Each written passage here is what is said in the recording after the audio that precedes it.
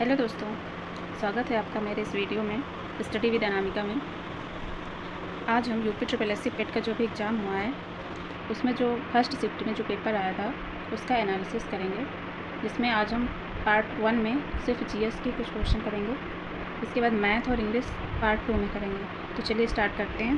पहला क्वेश्चन है, देखिए किस भारतीय राज्य का पारंपरिक नृत्य है।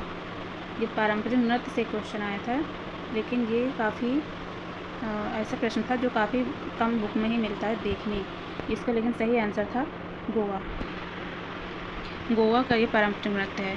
अगला क्वेश्चन है, काम के बदले अनाज कार्यक्रम का पुनर्गठन किया गया और अक्टूबर 1980 में इसका नाम बदलकर क्या रखा गया।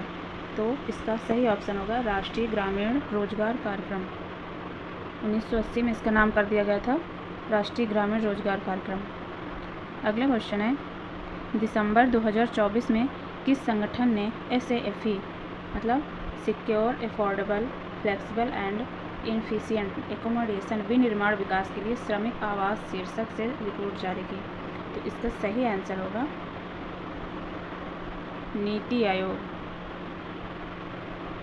नीति आयोग का मतलब national institute for transferring India.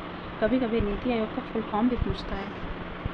अगला क्वेश्चन है, यदि x और y सहअभाज्य हैं तो उनका एलसीएम क्या होगा। ये तो मैथ का क्वेश्चन हो गया, पर यह भी ओरली क्वेश्चन था जो हम ऐसे बिना सॉल्व किए कर सकते हैं। इसका सही आंसर होगा x और y, क्योंकि एलसीएम है सहअभाज्य संख्याओं का, तो उन दोनों का गुणनखंड ही होता है, तो इसलिए सही ऑप्शन होगा XY। अगला क्वेश्चन, विजय स्तंभ कहाँ स्थित है। तो विजय स्तंभ को किसने बनवाया था, राणा सांगा ने। तो राणा सांगा ने इसको बनवाया और ये सही ऑप्शन होगा चित्तौड़गढ़ राजस्थान में। अगला क्वेश्चन है, अविकसित अर्थव्यवस्था का अर्थ था। वे देश जहां प्रति व्यक्ति वास्तविक आय कम है, वे देश जिनकी अधिक गरीबी देखी जाती है, वे देश जिनमें प्रति व्यक्ति वास्तविक आय न्यूनतम है, या फिर वे देश जिनमें प्रति व्यक्ति वास्तविक आय अधिक है। और एक ऑप्शन था उपयुक्त में से कोई नहीं। तो इसका सही ऑप्शन होगा वे देश जहाँ पर वास्तविक आय प्रति व्यक्ति जो वास्तविक आय है वो कम है, तभी तो वो अविकसित होगी ना, जब उसकी वास्तविक आय ही कम होगी तो। फिर अगला क्वेश्चन था, आसिया का प्रीमियम खाद्य एवं पेय F&B व्यापार प्रदर्शन INSFOOD 2025 का 8वां संस्करण कहाँ आयोजित किया गया था। तो ये सही ऑप्शन है इसका प्रगति मैदान नई दिल्ली में। नहीं, इसका सही ऑप्शन होगा India exposition mart limited greater Noida के ग्रेटर नोएडा में इसका हुआ था। फिर ये मैथ के क्वेश्चन है। अगला क्वेश्चन है, अंतर्राष्ट्रीय श्रम संगठन का मुख्यालय कहाँ पर है। तो इसका सही ऑप्शन होगा जिनेवा में। फिर ये था 26 नंबर, DTM के किस चरण में सबसे तेज़ जनसंख्या वृद्धि देखी जाती है। चरण फर्स्ट, चरण 5, चरण 2 या चरण 3 में। तो इसका सही ऑप्शन होगा चरण 2। फिर अगला क्वेश्चन, ये सारे मैथ्स के क्वेश्चन थे जो DI में आए हुए थे। DI फिर काफ़ी सही थी, ज़्यादा कोई हार्ड नहीं थी। कुछ क्वेश्चन थे जो कुछ कैलकुलेटिव थे। अब यहाँ पर GS के क्वेश्चन है। इसमें पहला क्वेश्चन था कि ऊँट अपने मतलब कहाँ पर वो वसा का जमा करता है, जो उसकी वसा होती है वो कहाँ पर होती है, इकट्ठा कहाँ होती है। तो इसका सही ऑप्शन होगा हम्प में। हम्प मतलब जो होता है जो उसके गोबर निकला रहता है उसे ही हम्प बोलते हैं। अगला क्वेश्चन है, गुड़हल के पौधे का फूल कैसा है, उभयलिंगी, बहुत छोटा, एक लिंगी या नपुंसक, या उपयुक्त में से कोई नहीं। ये साइंस से एक क्वेश्चन था, तो इसका सही ऑप्शन होगा उभयलिंगी। अगला क्वेश्चन है, आदि पुराण किस तीर्थंकर की संत चरित्र संग्रह है। आदि पुराण मतलब किस तीर्थंकर द्वारा यह संग्रह किया गया है। तो इसके नाम से स्पष्ट था ये आदिनाथ द्वारा थे, इनको संग्रह किया गया था। इसके बाद अगला क्वेश्चन था कि विश्व की सबसे लंबी नदी कौन सी है। तो इसका सही आंसर है नाइल नदी। नाइल मतलब नील नदी को इंग्लिश वर्जन में लिख दिया है नाइल नदी। फिर था विश्व उपभोक्ता दिवस कब मनाया जाता है। तो ये मनाया जाता है 15 मार्च को। ये 21 मार्च गलत होगा, 15 मार्च को विश्व उपभोक्ता दिवस मनाते हैं। अगला क्वेश्चन है, भारतीय संविधान पहली बार 1928 में किनके द्वारा तैयार किया गया था। महात्मा गांधी, राजेंद्र प्रसाद, मोतीलाल नेहरू, VV गिरी। इसका सही ऑप्शन है मोतीलाल नेहरू। लीबिया की राजधानी क्या है?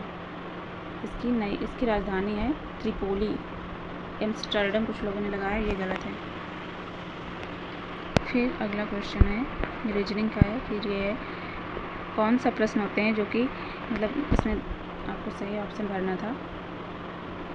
तो जिसका कोई सदस्य सदन में मौखिक उत्तर चाहता है और उसे तारांकित चिन्ह द्वारा पहचाना जाता है, उसे क्या कहेंगे? तारांकित प्रश्न कहेंगे। हड़प्पा सभ्यता किस युग से संबंधित है? तो हड़प्पा सभ्यता है ये कांस्य युगीन सभ्यता। निम्न भू जल भंडारण में किस प्रकार की चट्टान संरचना सबसे अधिक जुड़ी हुई है? तो इसका सही आंसर है आग्नेय एवं कायांतरित चट्टानें। एशियाई खेल कितने वर्षों में एक बार आयोजित होते हैं? इसका सही ऑप्शन होगा 4 वर्षों में। जो एशियाई खेल हैं ये 4 वर्ष में एक बार आयोजित होते हैं, 2 वर्ष नहीं होगा।